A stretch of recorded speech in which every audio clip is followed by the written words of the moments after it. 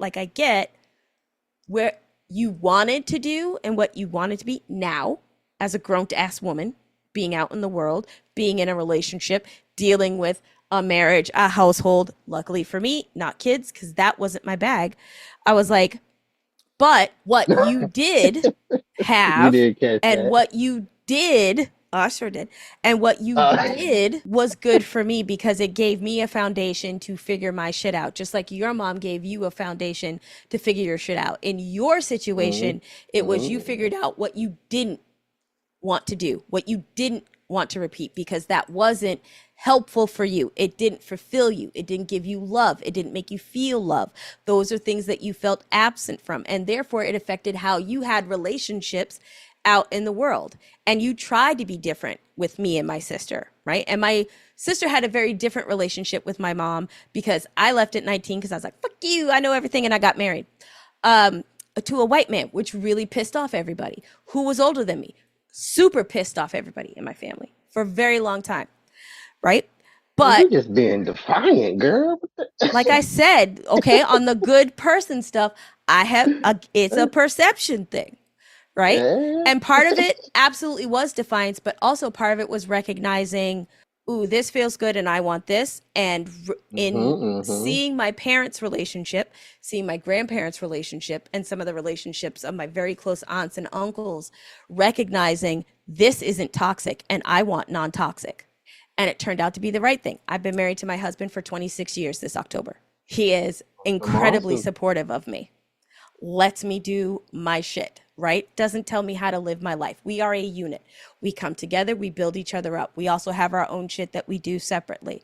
And it's a very good, hmm healthy relationship because we recognize that we are individual people that are walking a path together as opposed to like a merged single unit. Because I feel like that's where a lot of people fall apart. But what I was getting at is hmm my mother had experiences with her mother and she grew from that emotionally, physically, and even mentally. I had a very different relationship with my mother than she had with hers. And I, As well as your sister. as well as my sister, right? My sister was much closer to my mom. They talked more. My sister got more of a, I would say, invested mom than I did, hmm right? Because very early on, people in my family are like, oh, Rochelle's strong. Oh, Rochelle's so smart. Like, she doesn't need a lot of support. You don't need to check in with her. She's got the grades. She's going to do the good things. And so, therefore, I do feel like for a very big chunk of time, my mom was like, oh, yeah, you are. You're responsible. You're smart. You can handle this. You don't need me. So, I'm going to go focus on this other stuff. I'm going to focus on work and bringing money home and making sure that we're balancing the house and stuff. And I'm going to let you run the house because you can do those things. Like my mother never checked in on me on my homework. Same thing for my father. And to a degree, I got to a point where they couldn't do it. I didn't understand that because they didn't go to school like that. My mom had a high school degree. My father didn't. My dad couldn't help me with algebra. My mom couldn't help me with algebra. Definitely couldn't help me with calculus. They had algebra in your dad's time. That was a thing. I I mean, don't, besides balancing a checkbook, right? Again, it becomes down to like those world experiences, right? Like in the 60s when my mom was going to school, like you had light accelerated math. Guess what? She wasn't in that class. She learned how to type, she learned how to steno, she learned how to balance a checkbook. Those were the things that she was taught in school. And then she had an option to go to a finishing school because that was the time she was brought up in, very different from mine. So the world experiences and the world changes the actions. And therefore, you have to hmm grow and you have to evolve. Some people do, some people don't. If you ask me, and I look at Trump and the folks that are following, those are folks that have stunted growth. They haven't evolved.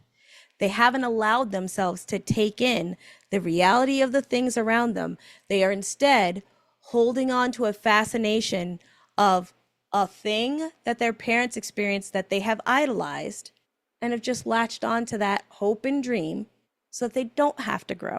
Because it's hard. Change is hard. Growth is hard. You have to actually like look at yourself and your actions. And there are a lot of people that don't want to do that because they are terrified of having to answer the thing that we are talking about right now. Am I a good person? I think one of my theories is good person or not. I think people know who they are. Mm-hmm.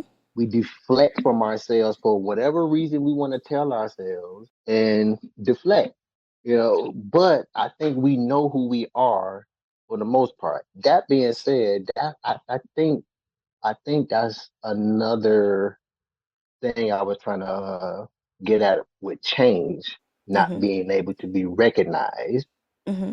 or consciously ignoring it. Mm-hmm.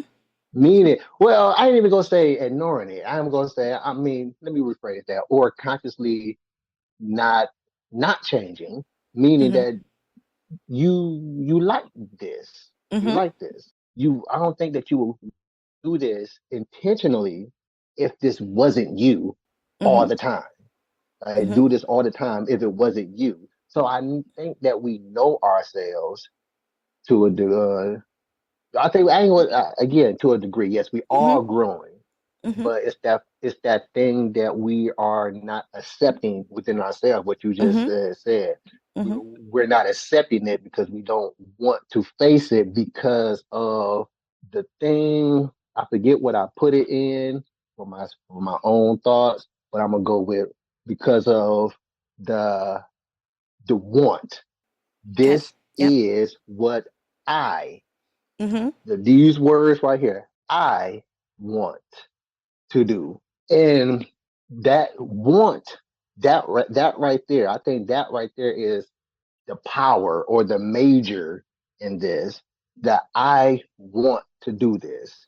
Mm-hmm. That part is what we don't want to face when other people recognize it or bring it up to your attention.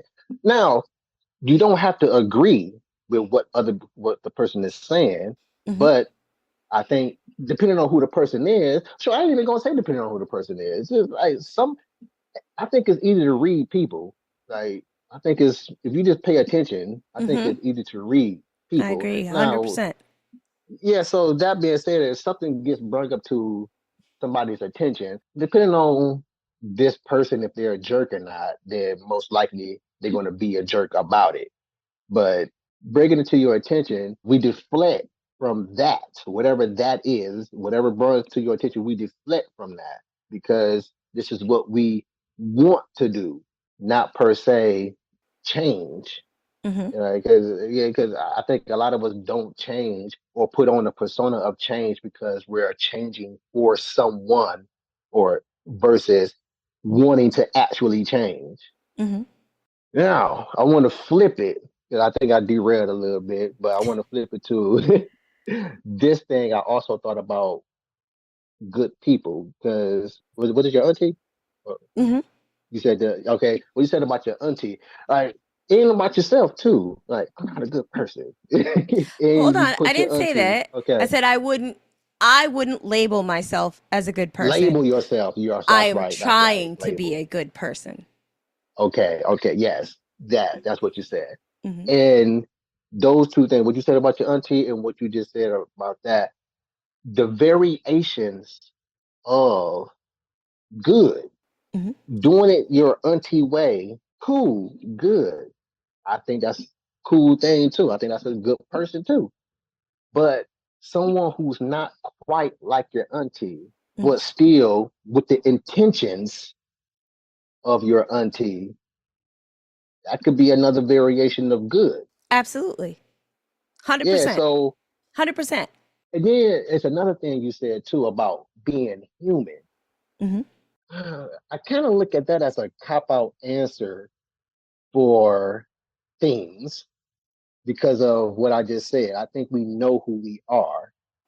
But I would put that as a human thing, right? The way that I would bucket, because I Yeah, said yeah, yeah, yeah. humans are like, we are creatures of comfort, right? Mm-hmm, mm-hmm, And mm-hmm, I agree for people who are very much thinking on honestly having the conversations with themselves, know who they are, know what their motivations mm-hmm, are, know what their boundaries mm-hmm, are, all those kinds of things. But society paints through entertainment, through books, Mm-hmm. music, all those kinds of things, the definition of what a good person is, right? Like Absolutely. there's this whole thing, the whole thing that the MAGA things want is like make America great again because they picture life in the 40s and 50s from the Leave It to Beavers and all those kinds of things as this idealistic, this is what good and happy and America looks like. And it's a very specific picture and it lacks a whole lot of Mm-hmm. melanation, right? It can't And be that good if it's so horrifying you to know what I'm picture. saying? Right? But to your point, right? There are a lot of people in this country who say that out loud with their chest because Mm-hmm. they are comfortable with who they are and they're okay with being accountable for saying that out loud. And then there's a group of Mm-hmm. people who don't want to say it out loud but share that same belief and view, Mm-hmm. Mm-hmm. know who they are, but are not comfortable accepting themselves and therefore putting it out there. And part of that is, I think, driven by shame of the societal pressures that say, hey, if you do this, you're not a good person, right? Because that's the rhetoric and the conversation that is happening out in the world, right? I'm not saying it's right or wrong. Yeah. I'm like, Oh, yeah, but yeah, yeah. that's that accountability. And because we are creatures of comfort, I don't want to be an outcast. I don't want people to think I'm bad. So I put on the mask, I put up the wall, I pretend, I put out the falsehoods, even though I know who I am because I'm not comfortable in it because society tells me I shouldn't be. So I'm going to keep it to myself. I'm going to keep it back here. I'm going to act in the shadows, right? And I do feel like that's a Mm-hmm. human nature thing because when you look at people generally, right? When we think about how most people move through society, going through school, going through education in their neighborhoods, their general small like ecosystems, Mm-hmm. as a whole, most people want to be liked. Most people want to be social. I want people to want to talk with me, to have meals with me, to laugh with me, to enjoy with me, to want to go swim in the pool with me. So, therefore, I have to do the things so that people will want to do those things with me and not shun me, not put me outside, not do those things. And we're taught that shit Mm-hmm. from like before kindergarten, Absolutely. Yep. Absolutely. and then you carry that forward. And so that's why I say the human side. Throw out all of the cultural things, the Mm-hmm. society things, right? Like as a core, just being on the planet, there are things inherently that we want. Acceptance is one of them. Everybody wants to be accepted. Nobody wants to be a pariah. Nobody wants to be on the outside. Some people want to be by themselves sometimes, introverts, extroverts. But generally, as a human on the planet, we want connection. We want inclusion. We want Yeah, yeah, yeah. that thing. And so you start to put shades on that. And I think that's like from what you said, I was pulling of like, yeah, we do. We do that. Yeah, and now maybe I'm thinking maybe being human about it or the phrase being human, maybe that's another variation of survival Mm-hmm. because that's what I stated that earlier too. Like, is Mm-hmm. it good people or like good people versus survival? Mm-hmm. Because yes, we're going to have people who are good, but afraid because being yourself, shoot, it's kind of. I know that's far fetched with it, or all the way to the left or right with it, whatever. But it's kind of essentially being yourself is a death sentence. It can absolutely be.